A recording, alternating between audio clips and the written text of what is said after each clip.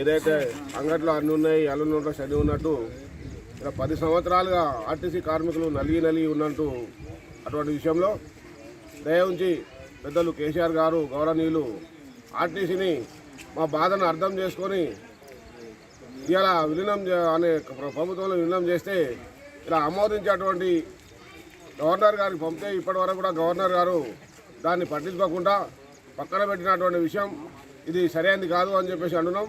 నోటికాడ బుక్క గుంజడం అనేది సరైనది కాదు. మేమంతా చాలా పేద కుటుంబంలో బతుకు ఉన్నాం, చాలా పేదరికంలో ఉన్నాం. మా ఆర్టీసీ కార్మికులు అంటే రోడ్డు మీద లేబర్ కంటే చాలా తక్కువ జీతాలు ఉన్నాయి.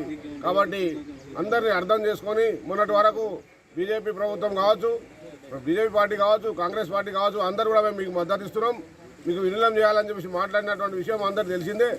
కొన్ని జాగాలలో కొన్ని రాష్ట్రాలలో కూడా బీజేపీ గవర్నమెంట్ ఉన్న కాడ కూడా ఆర్టీసీ ప్రభుత్వంలో విలీనమై ఉన్నది.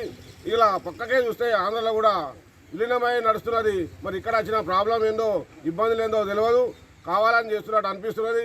కాబట్టి మా మీద దయచేసి ఖచ్చితంగా మా బిల్లుని ఈరోజే పంపిస్తే ఇలా ఆర్టీసీ కార్మికులందరూ కూడా మీకు ధన్యవాదాలు తెలుపుతూ ఉంటాం.